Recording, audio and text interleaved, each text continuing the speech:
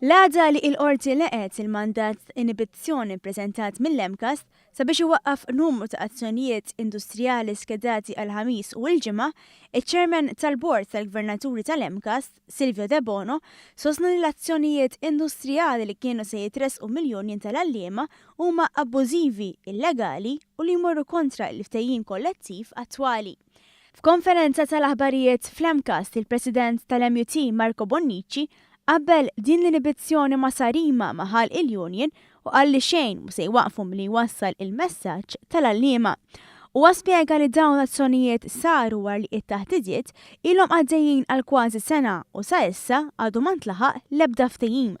L-azzjonijiet industrijali tħabbru mill-MUT ftit sigħat wara laqgħa konġunta ma' tmexxija tal-MCAST għand id-direttur tax-xogħol li saret blan li jintlaħaq bin dwar l-ftehim kollettiv ġdid tal-MCAST.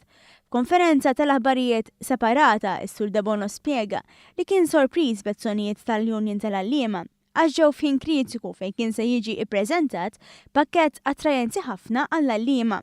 Spjega li biex tiġi irreġistrata tilwima industrijali għandu jkun hemm nuqqas taqbil bejn iż-żewġ partijiet. Fl-MCAST ma ġarax hekk u fil-waqt li l-MUT qed takkuża lill-MCAST bit-tkaxkir tas-saqajn, is-Sur De Bono qal li kienet l-MUT stess li waqfet ħesrem id-diskussjonijiet meta t-tmexxija tal-kulleġġ baqgħet dejjem disponibbli fuq il-mejda tan-negozjati. Is-Sur De Bono fakkar ukoll kif id-diskussjonijiet bdew f'sena imqalba l-MUT fejn il-kunsill tagħha kien xogħol għal diversi xhur minħabba dewmien fil-kampanja għal President ġdid. Spjega kif l-MCAST uriet id-disponibilità biex jiltaqa' f'kull ġurnata u ħin konvenjenti għall-MUT. Madankollu qal li din it-talba baqgħet ma ntlaqetx. L-MUT saħansitra ġiet mistiedna biex tkompli bid-diskussjonijiet fil-btajjel tal-miliet, bl-Union tibqa' tirrifjuta. Huwa qal li kien sorprendenti kif l-MUT ippretendiet li jintlaħaq ftehim fuq il-klawżoli kollha f'daqqa u spjega kif fi prinċipju iż-żewġ naħat għamlu avvanzi kbar.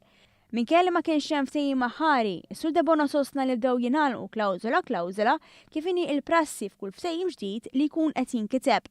Però nistgħu ngħidu li diġà offrejna żidiet sostanzjali lill-lecturers tagħna ta' €1,000 fis-sena kull sena lil kull livell u hemm affarijiet oħrajn u dan hemmnu li huwa pakkett tajjeb li flimkien ma' affarijiet oħrajn nistgħu naħdmu biex idwasslu għal ftehim totali. Huwa spjega li fil-proposta l-ġdida kien propost grad ieħor ta' Senior Lecturer and Researcher u kumpensola għas-sigħat żejda li jkollhom il-letturi flimkien ma' ħlas addizzjonali għal units ġodda li jinħolqu. Is-Sur De Bono temm jissieda lill-MUT sabiex twaqqaf azzjonijiet industrijali sabiex ikunu jistgħu ikomplu id-diskussjonijiet. Appella wkoll lill-MUT biex ma tkunx superva sabiex ikun jista' jintlaħaq ftehim kemm jista' jkun malajr.